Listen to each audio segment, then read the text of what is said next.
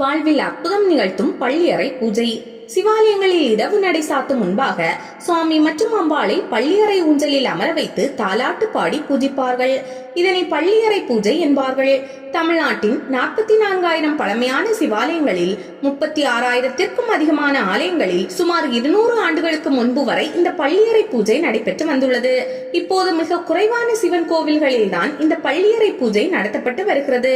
இந்த பள்ளியறை பூஜையின் மகத்துவத்தை இங்கே பார்ப்போம். பிரிந்த வாழ்க்கை துணை சேரவும், காணாமல் போன துணைவர்கள் திரும்பி வரவும், அசுபதி நட்சத்திரம் சேர்ந்து வரும் ஞாயிற்றுக்கிழமையில் பள்ளியறை பூஜையில் பங்கேற்க வேண்டும்.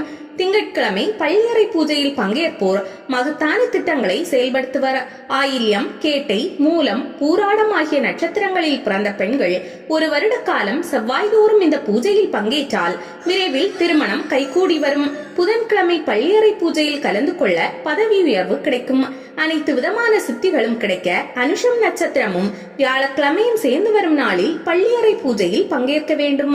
கணவருடைய நீண்ட கால நோய் தீர விரும்பும் மனைவிகள் வெள்ளிக்கிழமை பள்ளியறை பூஜையில் பங்கேற்கலாம். பிள்ளை வரம் கிடைக்க சனிக்கிழமை நடைபெறும் பள்ளியறை பூஜையில் கலந்து கொள்ள வேண்டும்.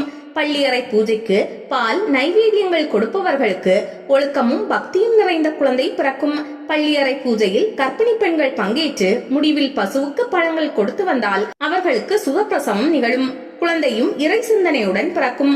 பள்ளியறை பூஜையிலும் அதன் நிறைவு பகுதியிலும் அன்னதானம் செய்பவர்களுக்கு தொழில் அமோக வளர்ச்சி காணும். பள்ளியறை பூஜைக்கு எண்ணெய், நெய் தொடர்ந்து தருபவர்களுக்கு முதுமை காலத்தில் கண் சார்ந்த வியாதிகள் வராது. வெகு காலமாக திருமணம் நடக்காமல் இருக்கும் இளைஞர்களும் இளம்பெண்களும் சுமார் 1 வருட காலம் இந்த பள்ளியறை பூஜையில் பங்கேற்று இறைவனை வழிபட்டால் இனிமையான மன வாழ்க்கை அமையும். வேலை அல்லது தொழிலில் இருக்கும் அந்த நிலையாக 1 வருட காலம் பள்ளியறை பூஜையில் பங்கேற்பது நல்லது. பள்ளியறை பூஜை நடைபெறாத ஆலயங்களில் பள்ளியறை கட்டுவது, மீண்டும் பள்ளியறை பூஜையை தொடங்க முயற்சி மேற்கொள்வதும் கோடி புண்ணியத்தை தரும். தன் கருவறையில் பல்லக்கில் புறப்படும் சிவபெருமானை பக்தர்கள் பலரும் சுமந்து செல்வார்கள். அப்போது சிவபுராணம், பதிகங்கள் பாடுவர்.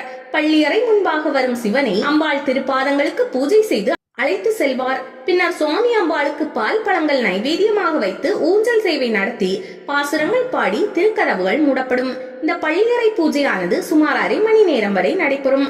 இந்த பூஜையை காண்போருக்கு புண்ணியமும் வளமான வாழ்வும் அமையும். பூஜைக்கு ஈசனை சுமந்து வருவோர் மறுபுறவியில் கல்விக்கும் செல்வத்திற்கும் அதிபதி ஆவார்கள் என்பது ஐதீகம்.